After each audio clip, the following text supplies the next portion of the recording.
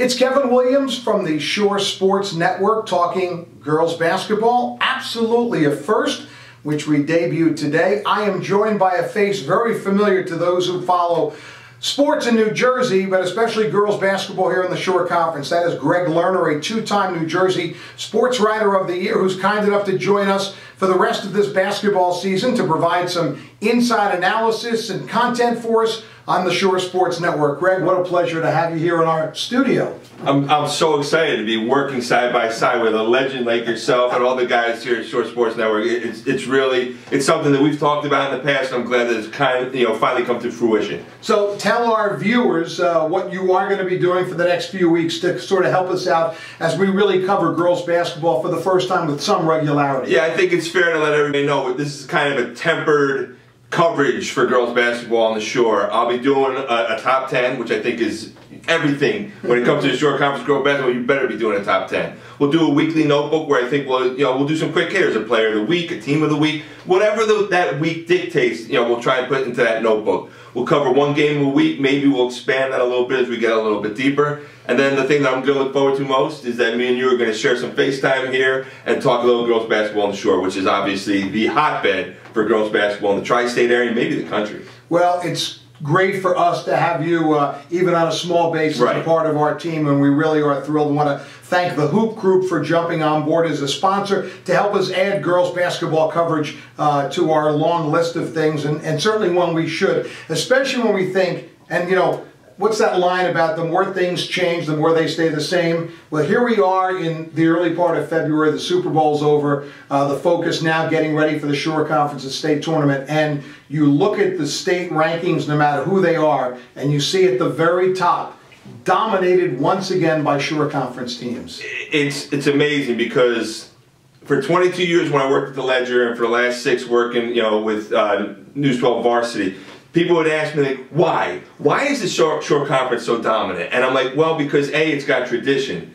B, it's got great coaching, okay? It's always got great coaching. You go back when it was Sorless and Montano and Roman, you can go back in time, and then you've got, like, now the young coaches, Dawn Carpel, Lisa Kokoda, and I don't want to miss anybody. Guarnieri, Goodell. I can mention all these people that played in the Shore Conference that are now back in the Shore Conference, and now they got the wisdom as players that they're now sharing with their players as coaches. So the coaching, I think, gets a little bit unnoticed. It's always about the talent, but there's also outstanding coaches who, let's face it, they happen to be cutthroats too. They don't like losing to each other, which raises the level of competitiveness within the Shore Conference, and thus you have what's arguably, and I don't really know if it's an argument, the best girls basketball in this area. Yeah, it is truly amazing. And again, a lot of the same characters are suspects this year in terms of the upper echelon who probably have separated themselves from the rest of the field locally. I think that's a fair assessment when we're talking about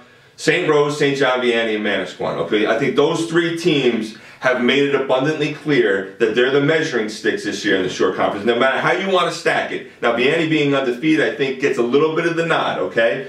St. Rose, I think people don't appreciate them enough for how good they are with that veteran cast. When you think about it, Lucy Thomas, Michaela Markham, Love and Marsicano, those 3 kids have been like fixtures in that program. Seems like they've been there for about 10 years. Right, and they've played in big games. Yeah. So they're immune to the pressure that type of environment brings, and kind of, you can feel it on your shoulders. They don't feel it. They almost embrace it. That's why.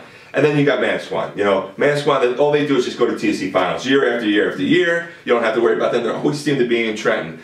But it's because of Darren Mabry. Faith Massonis this year, who's taken the game to another level. Just recently committed to Maryland.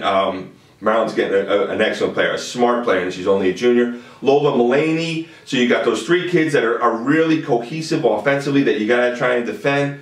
And then they also play really good defense. And they have a chip on their shoulder. I mean, I don't think that's a secret. They're the team that they like to defend. I don't think they get enough credit for how well they defend. Got to see them this Saturday against Rumson. Tori Hyduk, who's had an amazing season in terms of her offensive production. But Darren Mabry, for what she gets in terms of, wow, she's got crazy range on her jumper. Man, she can take you off the dribble. Dara made her name as a freshman as a defensive glove. The kid who went and said, hey, listen, this girl that you're guarding is averaging 28 points a game. She lights up like a Christmas tree because you know what? She wants to make sure that that kid who's averaging those type of numbers ain't getting it for that particular night when she's defending her. So those three teams, I think, are in the mix. RBC is a team that you cannot sleep on, another team with a lot of veterans. But like we were talking off camera, there's some teams in the Shore this year that I don't think enough people are talking about. You got the Manchester that pops off with the Adams sisters and Kamari Reynolds. Jackson knocking off Toms River North. So A South has two teams in North and Jackson Memorial that you have to respect. A Trinity Hall that only loses by 18. I say only loses. But you look at some of St. Rose's scores in their division, and they lose 61-43. That's a respectable loss, and it's the first loss for Trinity Hall. So there's so many different elements to the Shore Conference this year. I looked at like the teams. So many teams have what you would consider a respectable win on their resume, which means that, you know, that Shore Conference tournament, when it gets seeded, you know, on Sunday, good luck to those guys trying to put that seeding list together. Yeah, now you mentioned the four, and I guess if you wanted a safe bet, you would bet that maybe those are the final four, the top three in RBC.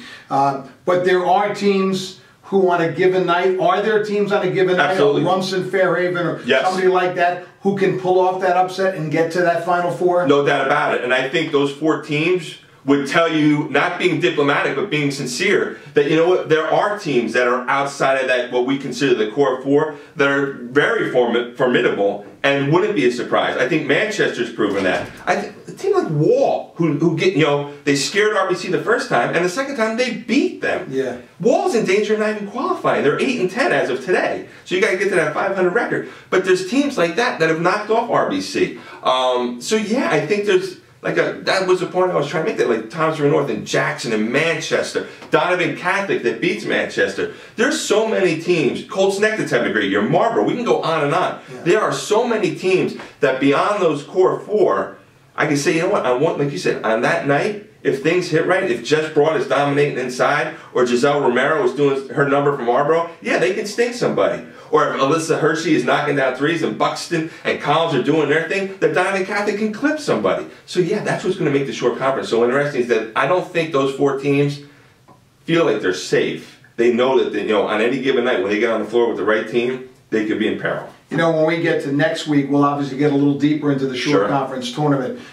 Is it harder to win the Shore Conference tournament than a state championship? I used to take exception to that, right? Because as a guy that watched everything with a statewide perspective, but over the years, I've learned to appreciate that sentiment, that, you know what, you're right. Because you're talking about, once the state tournament starts, you're talking about St. Rose and Vianney and RBC, who will be three of the prohibitive favorites to win non-public A. You're talking about a Manasquan team that's just wins, you know, whether it's Group 2, Group 3, they just win state championships where they're at.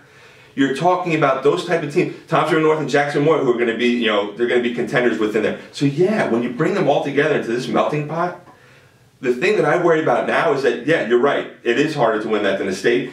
And I always worry about the team that comes out of that, do they still have enough gas left to finish March and get to the TSC? So when you see the St. Roses and the Manasquans that then proceed to go into the state tournament and work their ways into the TSC year after year, it gives you an appreciation of just how talented, how committed, and how well conditioned those programs are.